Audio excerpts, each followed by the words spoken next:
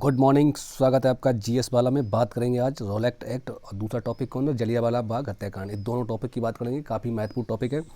क्यों हुए थे, ठीक है, रोलेक्ट एक्ट क्यों आया था, इसके बारे में बात करते हैं। तो सबसे पहले देखते हैं रोलेक्ट एक्ट 1919 में आया था।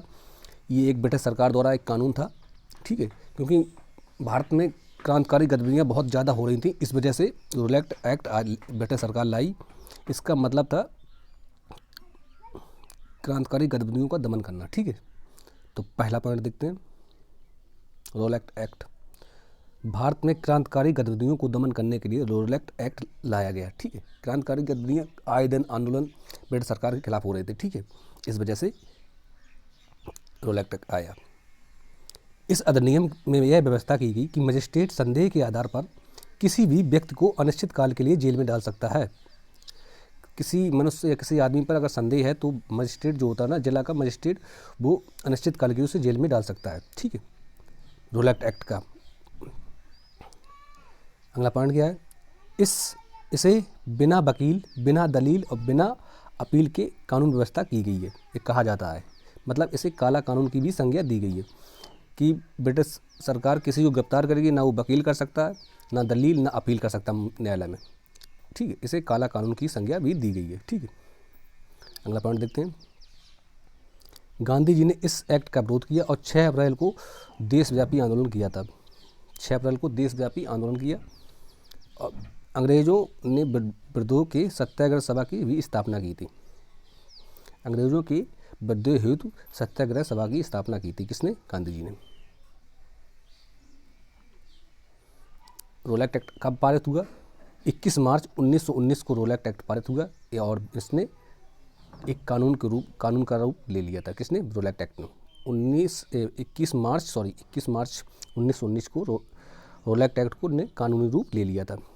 9 अप्रैल को, कुछ स्रोतों में 8 अप्रैल लिया, 9 अप्रैल को गांधी जी को गिरफ्तार कर लिया गया था इसी के विरोध, ठीक है, इसी के, जब उन्होंने इसी का विरोध किया तो उन्होंने गिरफ्तार कर लिया गया 9 अप्रैल को।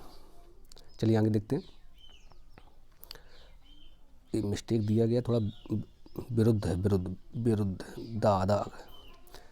तो शुरू करते हैं। रोलेक्ट एक्ट के विरोध में सत्याग्रह कहाँ कहाँ हुए। दूसरे राष्ट्रवादियों की तरह गांधी जी को इस कानून से काफ़ी गहरा धक्का लगा और फरवरी 1919 को रोलेक्ट एक्ट के विरोध में उन्होंने एक सत्याग्रह सभा बनाई और उसके अध्यक्ष कौन थे, गांधी जी थे, ठीक है। सभा बनाई और उसके अध्यक्ष कौन थे, गांधी स्वयं थे, ठीक है। इसे सभा में शंकर लाल बैकर, उमा सोमानी, डीडी स्वामी भी थे, ठीक है। गांधी जी ने इस नेतृत्व में 30 मार्च 1919 की तिथि को एक अखिल भारतीय सत्याग्रह आंदोलन के लिए निर्धारित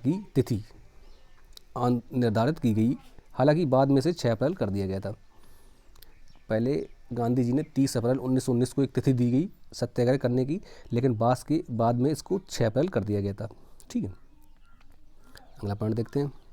अगला पॉइंट क्या है, जलियांवाला बाग हत्याकांड। जलियांवाला बाग हत्याकांड 1919 में हुआ था। क्यों हुआ था, इस पे बात करते हैं। पहला पॉइंट तो ऐसी था, रोलेक्ट एक्ट के विरोध में हुआ था। दूसरा था कि दो पंजाब के नेता थे, डॉक्टर सत्यपाल, दूसरा चिकनू, ठीक, सैफुद्दीन चिकनू, इनके को गिरफ्तार किया था, इस वजह से हुआ। तीसरा क्या था, तीसरा था कि पंजाब में गांधी जी को और उनके कुछ सहयोगी नेताओं को वर्जित कर दिया था कि आप पंजाब में नहीं घुस सकते हो, इस वजह से हुआ था, ठीक है। इसी 3 मेन मुद्दे थे। रोलेक्ट एक्ट सत्याग्रह के संपूर्ण देश में जबरदस्त प्रभाव पड़ा, ठीक है। देश भर में जन आंदोलन हो रहे थे। इसी समय गांधी जी को और उनके कुछ सहयोगी नेताओं को पंजाब में प्रवेश से प्रतिबंध लगा दिया था किसने, ब्रिटिश सरकार ने प्रतिबंध लगा दिया था, ठीक है।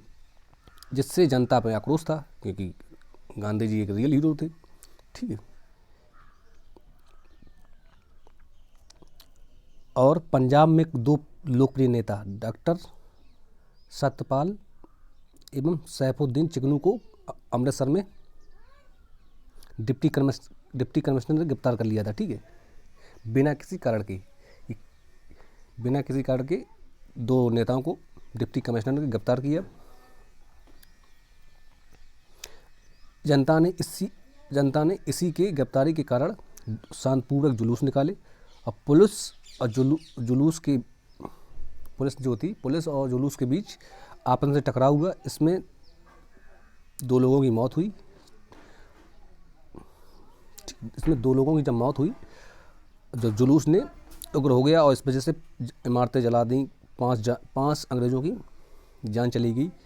इस वजह से इस घटना से बौखलाकर अमृतसर में मार्शल लगा दिया गया था। ठीक, सरकार ने 10 अप्रैल 1919 को शहर में सैन्य अधिकारी जो था ब्रिगेडियर जनरल ओडायर को, इस मामले को किसको दे दिया? जनरल ओडायर को दे दिया। 12 अप्रैल को फिर अगले क्या हुआ? 12 अप्रैल को कुछ लोगों को गिरफ्तार किया गया।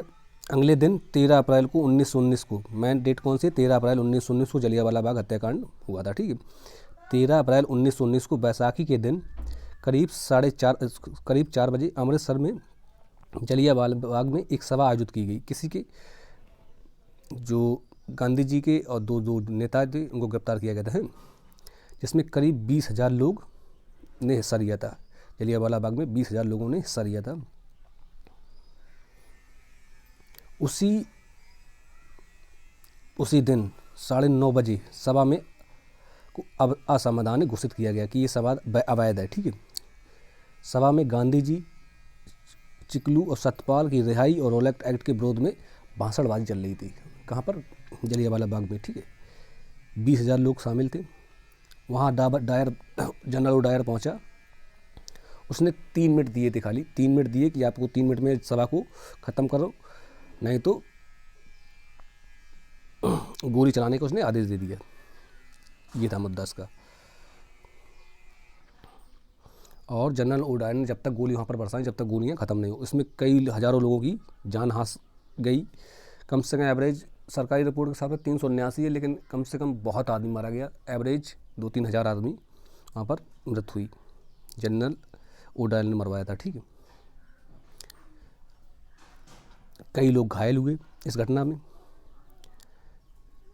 और पंजाब में तब ये घटना हुई तो पंजाब में पूरे मार्शल लॉ लगा दिया गया और लोगों पर बहुत जुल्म ढाए गए। ठीक है, जलियांवाला बाग हत्याकांड में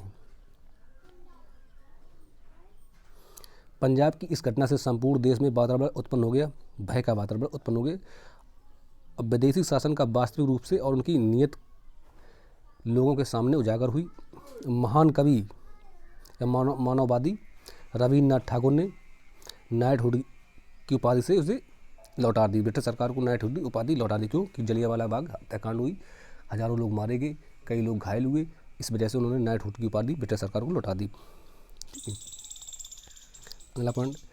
फिर इसके बाद जब कि कांड हुआ तो उसमें एक कमेटी गठन की गई, हंटर कमेटी, जैसे 1919 में। इसमें जलियांवाला बाग हत्याकांड की जांच के लिए संपूर्ण देश में ज़बरदस्त विद्रोह चल रहा था।